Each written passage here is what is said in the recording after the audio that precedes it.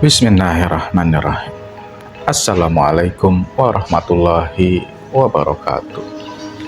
Halo teman-teman, jumpa lagi di channel Ojawadi.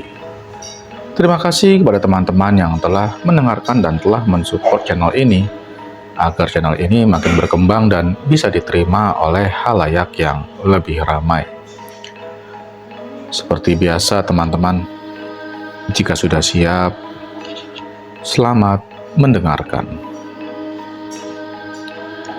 Randy yang kala itu berusia 27 tahun memutuskan untuk membeli sebuah rumah yang berada di sebuah desa yang tak jauh dari kota Bandung. Randy membeli rumah itu sebagai hadiah pernikahannya dengan Bella yang beberapa bulan lagi akan digelar di penghujung tahun ini. Alasan Randy membeli rumah tersebut datang ketika dirinya sedang liburan dengan calon istrinya. Secara kebetulan, Bella melihat rumah itu dan berkata kepada Randy, jika rumah ini direnovasi sedikit saja akan jadi hunian yang nyaman. Bagaimana tidak, rumah bergaya lama tersebut memiliki pekarangan yang mempunyai beberapa pepohonan hijau. Di antaranya ada pohon mangga yang tak terlalu tinggi. Berada di desa yang tak terlalu ramai membuat penduduknya cocok sekali. Menjadikan rumah itu sebagai hunian nyaman untuk bersantai. Randy pun membeli rumah tersebut setelah mencari-cari siapa yang bertanggung jawab atas rumah tersebut. Ternyata rumah tersebut sudah menjadi properti negara karena sudah kosong beberapa puluh tahun. Bergantinya pejabat kota membuat para petugas yang bertanggung jawab tidak mengetahui alasan rumah tersebut kosong. Randy pun membeli rumah tersebut dengan harga yang jauh lebih rendah dari harga pasaran rumah di daerah sekitarnya. Setelah mengurus izin dan dokumen-dokumen lainnya, akhirnya rumah tersebut resmi jadi milik Randy. Randy pun menyewa orang untuk membersihkan rumah tersebut. Ternyata benar perkataan dari Bella, rumah ini jadi terlihat nyaman ketika sudah dibersihkan. Sekarang dia hanya perlu merenovasi rumah tersebut. Randy mengerjakan rumah tersebut dibantu dengan beberapa saudaranya. Mereka mengerjakan rumah tersebut kurang lebih hampir 2 bulan sampai semuanya selesai. Kini rumah tersebut sudah layak huni. Randy mengisi rumah tersebut dengan beberapa perabotan dan alat-alat lainnya. Singkatnya, kini Randy tinggal di rumah tersebut sendirian. Awalnya tak ada yang aneh, hingga pada suatu hari dia bermimpi aneh tentang seorang anak perempuan yang ditemukan tergeletak di rumahnya itu. Anak itu tergeletak di lantai ruang tamu, tergeletak bersimbah darah. Pakaian yang berwarna merah muda tercampur dengan merah darah. Randy tak mengetahui siapa perempuan tersebut, hingga akhirnya dia terbangun dari mimpinya setelah mendengar suara barang yang terjatuh yang berasal dari luar kamarnya. Awalnya Randy ingin menghiraukan suara tersebut, namun suara tersebut semakin kencang. Randy keluar kamar dan memeriksa asal suara tersebut. Karena sebelumnya dia sudah mematikan seluruh lampu ruangan, di luar kamar menjadi gelap gulita. Hanya ada sinar bulan yang menerangi lewat jendela. Asal suara tersebut berasal dari ruang tamu. Randy pun bergegas ke sana. Dia pun menemukan asal suara tersebut. Randy melihat salah satu jendela di sana terbuka. Akhirnya, jendela tersebut tertutup dan terbuka dengan sendirinya, menghasilkan suara yang mengganggu. Dia pun mengunci jendela tersebut dan hendak kembali ke kamarnya. Namun, baru saja setengah jalan, dia mendengar sesuatu. Tok, tok, tok.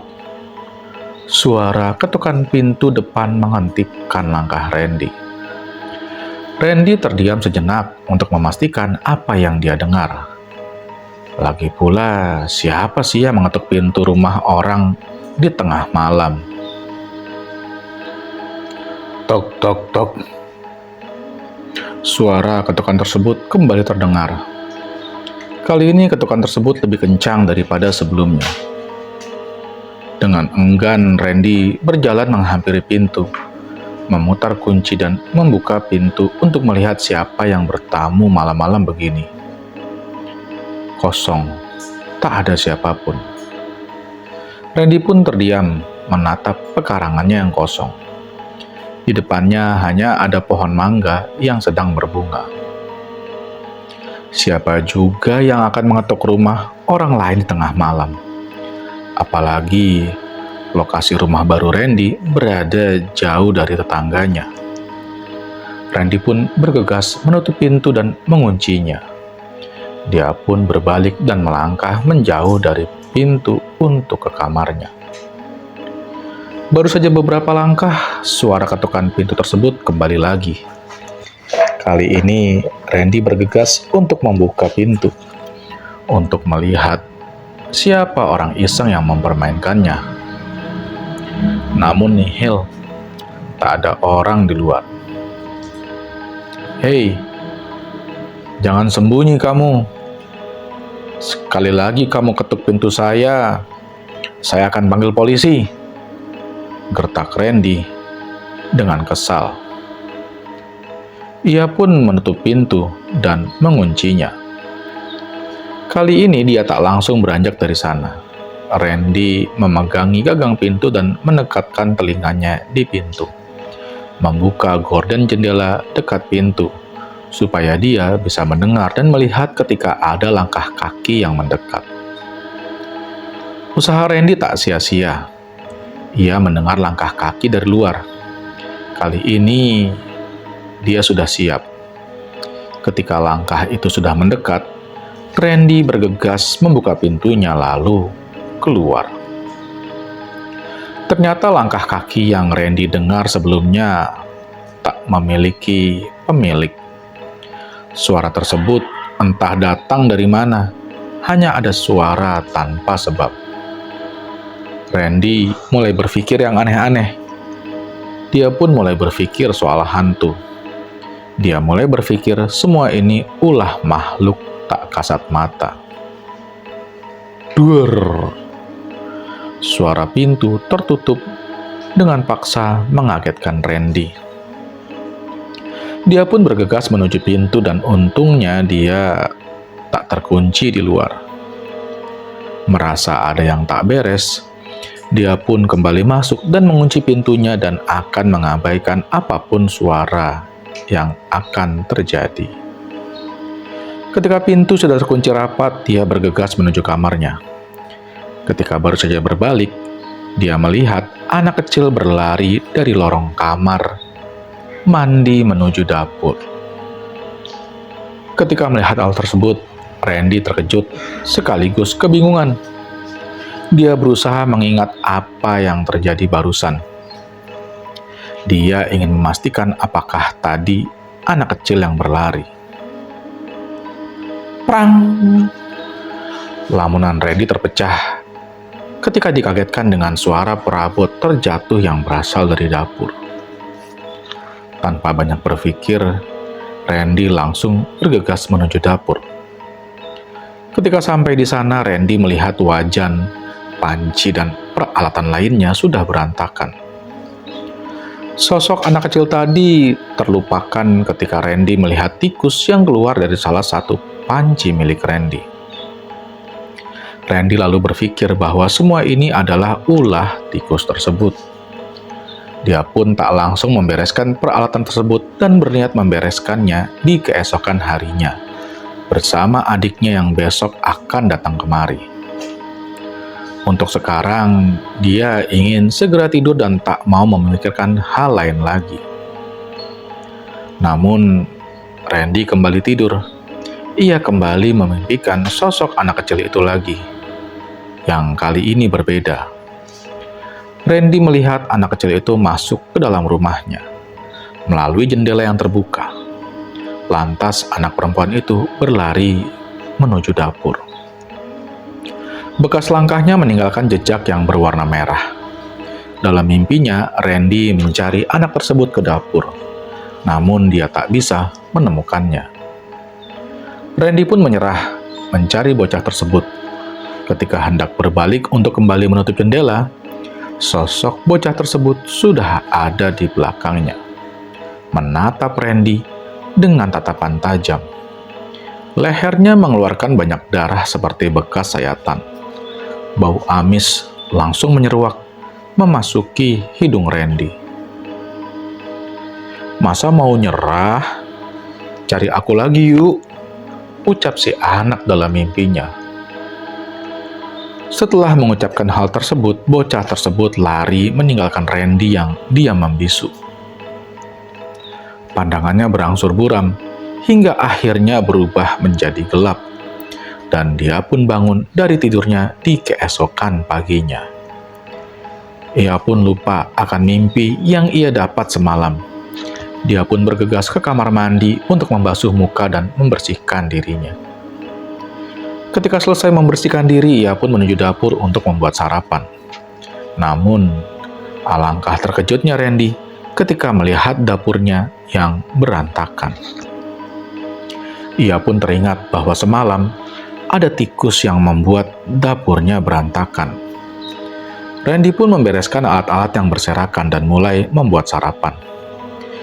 Ketika sedang sarapan di ruang tengah, tiba-tiba pintu depannya ada yang mengetuk. Tok, tok, tok, tok. Randy pun menghentikan sejenak sarapannya dan menuju pintu untuk membukakan pintunya. Ternyata adiknya lah yang datang. Ia memang menyuruh adiknya untuk berkunjung seraya membantu dirinya untuk bersih-bersih rumah. Awalnya adiknya menolak, namun setelah diiming-imingi upah oleh Randy, akhirnya dia mau. Mereka pun sarapan bersama terlebih dahulu sebelum memulai membersihkan rumah. Setelah selesai, barulah mereka membersihkan rumah dimulai dari halaman depan. Namun ketika baru saja membersihkan halaman depan, Randy mendapatkan telepon dari kantornya untuk memberitahu Randy agar segera datang ke kantor terlebih dahulu karena ada urusan mendadak. Mau tak mau, Randy pun datang ke kantor dan menyerahkan seluruh pekerjaan rumah pada adiknya.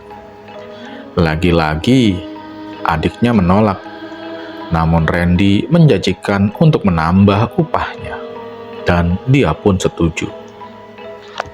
Randy pun meninggalkan rumah dan adiknya untuk ke kantor. Rupanya memang ada pekerjaan yang mendesak. Randy yang seorang programmer mesin mendapatkan proyek yang harus selesai hari ini. Kemungkinan baru selesai di sore hari.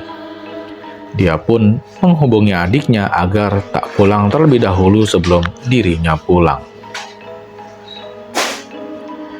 Singkat cerita, Randy berhasil menyelesaikan proyeknya. Dan untungnya customernya puas dengan hasil kerjanya. Setelah itu Randy pun bergegas pulang ke rumah barunya. Dia melihat adiknya berada di halaman rumah menunggu kedatangannya. "Gile mas, gue baru sadar rumah lo nyeremin," ucap adiknya. Randy pun menatap bingung adiknya setelah mendengar pernyataan adiknya tersebut. "Emang kenapa?" tanya Randy. Adiknya pun menjelaskan apa saja yang terjadi ketika Randy pergi. Setelah Randy pergi, adiknya yang bernama Ilham membersihkan halaman rumah kakaknya sendirian. Setelah selesai, dia hendak membersihkan bagian dalam rumah dengan cara menyapu dan mengepel. Lalu, ketika dia hendak masuk, dia melihat anak kecil menatapnya dari luar gerbang. Dia pun menjelaskan ciri-ciri anak tersebut. Anak perempuan memakai baju merah muda, memakai bando di kepalanya dan jepit rambut kupu-kupu. Ilham pun mendekati anak tersebut. Ketika didekati, anak tersebut kabur berlari ke arah jalan. Melihat anak tersebut kabur, Ilham tak mengejarnya. Dia memilih masuk ke dalam rumah. Ilham mengambil sapu yang berada di dapur, tapi ketika ke ruang tamu, anak perempuan yang tadi sudah ada di jendela dekat pintu melihat ke arahnya dengan tatapan kosong. Ilham pun heran, bagaimana anak ini bisa masuk? Bukannya gerbang sudah ia tutup rapat. Dan benar saja, Ilham menengok ke arah gerbang yang masih tertutup rapat. "Dek, ngapain di sini?" tanya Ilham. "Mau main, Kak?" jawab si anak tersebut lalu berlari menjauh dari rumah itu. Melihat anak tersebut berlari, Ilham refleks mengejar anak tersebut. Namun, ketika baru saja ia keluar dari rumah, ia tak mampu menemukan anak tersebut. Ilham kembali masuk ke dalam rumah, namun dia ingat bahwa gerbangnya masih tertutup. Jadi kemungkinan besar si bocah masih ada di sekitar rumah. Namun Ilham tak memperdulikan hal tersebut. Dia mulai menyapu lantai dan membuangnya keluar rumah. Sekarang giliran Ilham mengepel rumah kakaknya itu. Ilham pun mengambil pelan yang berada di kamar mandi. Ia mengepel bagian dalam rumah terlebih dahulu, barulah mengepel bagian luar rumahnya. Ketika selesai mengepel rumah, ia sengaja menunggu di teras rumah untuk menunggu lantai yang ia pel mengering, dan juga untuk mencari si bocah perempuan yang tadi. Ketika lantainya sudah kering, si bocah tak kunjung ketemu. Akhirnya Ilham masuk ke dalam rumah untuk menyimpan ember dan pelannya. Ilham pun masuk ke kamar mandi dan menyimpan alat pel. Tap, tap, tap, tap, tap, tap. Ketika baru saja menyimpan alat pelnya, Ilham mendengar suara langkah kaki dan cekikan anak kecil. Mendengar hal tersebut tentu saja Ilham terkejut. Hanya ada dirinya di rumah dan langkah kaki tersebut berasal dari ruang tengah. Ilham pun bergegas keluar dari kamar mandi dan berlari menuju ruang tengah. Namun, ia lebih terkejut ketika lantai yang baru saja ia pel sudah kembali kotor dengan tanah yang berbentuk telapak kaki. Telapak kaki itu menuju dapur. Ilham yang terbawa emosi berteriak kepada pemilik langkah kaki itu. "Woi, siapa sih nih? Baru dipel juga," teriak Ilham. Ketika sampai di dapur, Ilham dibuat bingung karena tak ada siapa-siapa di sana. Telapak kakinya pun hilang di depan pintu dapur. Setelah melihat langkah kaki tersebut, Ilham teringat si bocah perempuan tadi. Oh iya, tadi ia tak terlihat memakai sandal.